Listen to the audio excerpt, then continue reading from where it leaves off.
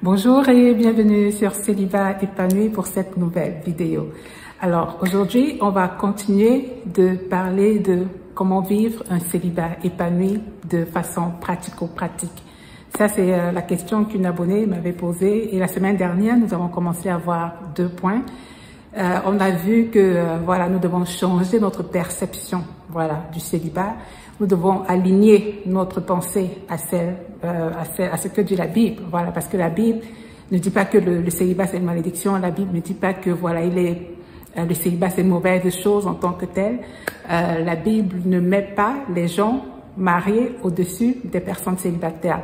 Voilà, donc dans cette vidéo, je nous exhortais à ne pas suivre le courant du monde, à ne pas suivre la culture ou bien nos traditions. Voilà, mais vraiment de nous voir comme Dieu nous voit, à son image et à sa ressemblance, quel que soit notre statut.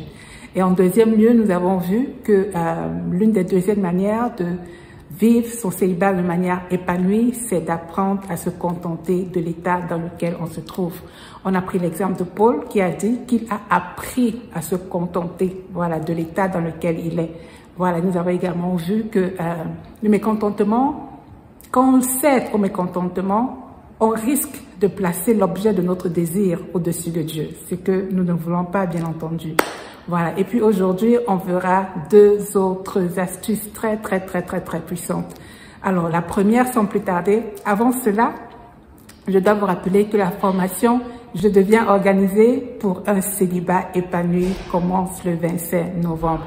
Donc ça également, c'est l'opportunité pour toi d'avoir des techniques pour renforcer ton épanouissement en tant que célibataire. Je suis sûre que le Seigneur nous fera du bien pendant cette session parce qu'il y a plein de nouveautés.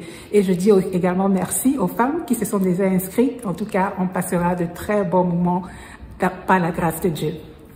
Alors donc, je disais qu'aujourd'hui, nous allons voir 2 autres manières d'être épanoui étant célibataire. Alors, la première des manières, c'est de guérir de ses blessures émotionnelles. Guérir de ses blessures émotionnelles. Quelqu'un a dit que quand tu es blessé, tu vois la vie à l'envers. C'est-à-dire ton comportement change, ton attitude change, ta manière de voir la vie change, ta santé même peut être affectée. En tout cas, les blessures émotionnelles font que nous devenons une version de nous que Dieu n'a pas créée. Voilà, parce que quand Dieu dit que nous avons été créés à son image, c'est que nous développons, nous développons les valeurs du royaume des cieux. Nous produisons des fruits dignes d'un enfant de Dieu au niveau de notre pensée, de notre manière de vivre, de notre manière d'être, de notre manière de faire, de réfléchir. Vous voyez, donc pour devenir des célibataires épanouis, nous ne pouvons pas vivre une vie avec des bagages émotionnels. Nous ne pouvons pas vivre nos vies avec des bagages qui nous empêchent de pouvoir former des relations saines, qui nous empêchent d'être en paix avec nous-mêmes et avec les autres, qui nous empêchent vraiment d'être épanouis tout court. Par exemple, quand chacune de nous regarde sa vie, il y a certainement quelques aspects là qui ne reflètent pas vraiment, qui ne reflètent pas le caractère de Christ. Quand je prends par exemple un exemple comme le manque de confiance en soi, la dépendance affective, le manque d'estime de soi, la colère, le manque de pardon. En fait, nous ne pouvons pas être épanouis si nous entretenons encore ces sentiments. L'épanouissement et ces sentiments-là ne sont pas compatibles. Donc, guérison des blessures émotionnelles et épanouissement vont ensemble. J'ai envie de prendre un exemple dans la Bible de celui de Moïse.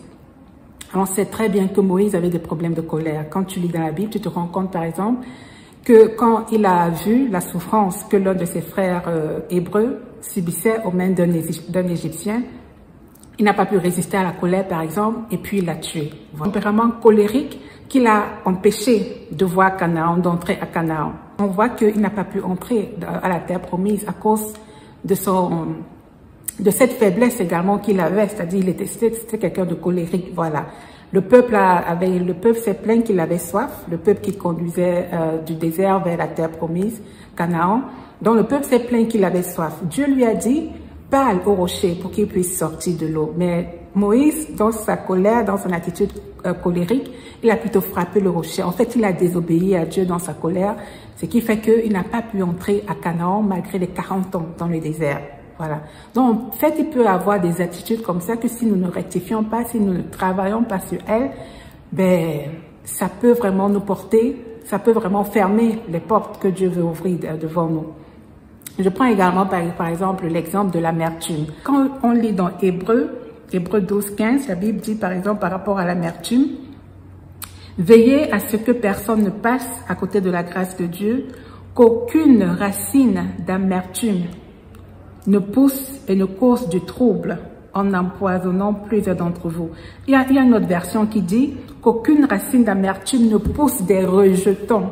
Des rejetons. Donc, en fait, l'amertume a la capacité de se multiplier. L'amertume a la capacité de faire surgir autre chose dans ta vie, telle que la colère, le ressentiment, quoi d'autre, la frustration qui a été mon lot pendant des années, l'agressivité. En fait, il y a des sentiments que lorsqu'on cultive, ça fait entrer, ça ouvre la porte à d'autres attitudes néfastes dans notre vie. Donc, la Bible dit, Hébreux 12, 15 dit, que nous devons veiller à ce que l'amertume ne demeure pas dans notre cœur.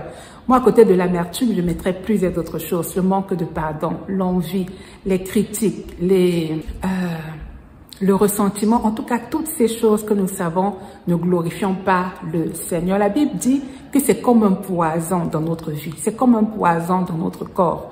Donc, tu ne peux pas vivre avec de tels poisons et puis espérer être épanoui. Tu vois, ça va vraiment ralentir, ça va ralentir ton épanouissement en fait.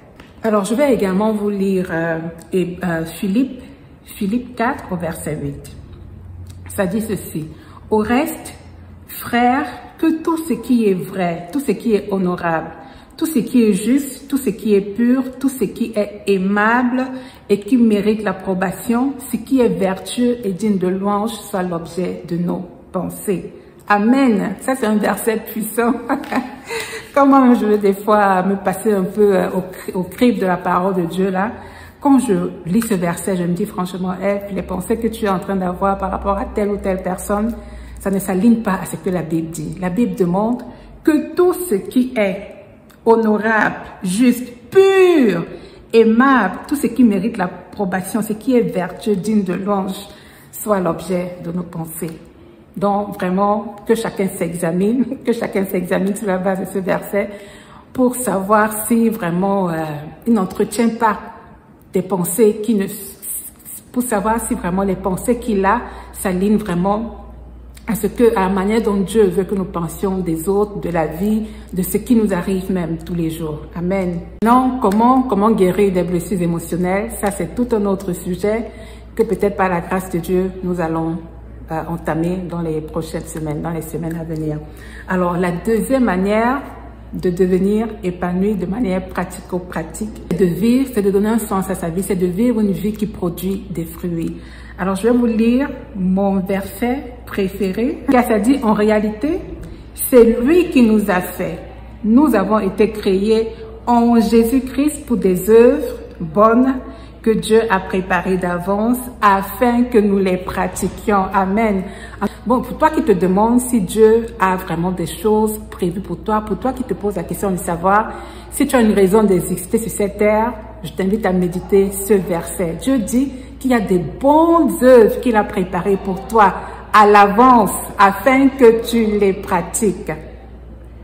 Donc, je t'encourage, toi qui te poses encore des questions, à demander à Dieu de te révéler ses œuvres. Et comme il a fait pour moi, il m'a révélé ce à quoi je t'ai appelé parce que je me sentais tellement inutile. Il va le faire pour toi également. Par rapport au sentiment d'inutilité que je ressentais, je vais te raconter l'histoire du vigneron. Voilà, du vigneron, la parabole du vigneron qui avait un figuier dans son jardin. Et chaque année, il venait voir si le figuier portait des fruits. Voilà, la première année, il est venu, il n'y avait pas de fruits. La deuxième année, on lui a dit, ok, patiente un tout petit peu, peut-être finalement, après la deuxième année, il portera des fruits, sinon on va le couper. Il a patienté. La troisième année encore, il est revenu, il n'y avait toujours pas de fruits. Donc, le vigneron s'est demandé, mais tu occupes la terre. Le vigneron lui a dit, mais tu occupes la terre de manière inutile en fait. Donc, pourquoi est-ce que tu es dans mon jardin si tu ne produis pas de fruits? En fait, pour moi, c'est l'image en fait de toi et moi que Dieu a mis sur terre pour une mission particulière, pour que nous portions des fruits. Parce que la volonté de Dieu, ce n'est pas que nous vivions une vie oisive, on se lève le matin, on ne sait pas quoi faire de nos vies, on ne sait pas quoi faire de nos journées. Ce n'est pas la volonté de Dieu. Amen. Ce n'est pas sa volonté. C'est pourquoi la parole de Dieu dit également que ce n'est pas vous qui m'avez choisi, mais moi je vous ai choisi, je vous ai établi afin que vous alliez et que vous portiez du fruit. Donc c'est la volonté de Dieu, ma sœur. C'est la volonté de Dieu, mon frère, que tu portes des fruits, que nous portions des fruits. C'est sa volonté que nous menions une vie qui ait un sens. Alors ici, je ne souhaite pas que tu sois animé d'un sentiment de culpabilité, peut-être parce que tu ne connais pas encore ta mission. Tu ne sais pas ce à quoi Dieu t'a appelé. Ce n'est pas le but vraiment de cette section. C'est juste pour t'inciter, pour te demander vraiment de continuer à rechercher, à vraiment rechercher la volonté de Dieu vraiment pour ta vie. Parce que c'est quand tu l'auras également découverte que ça produira un certain sens.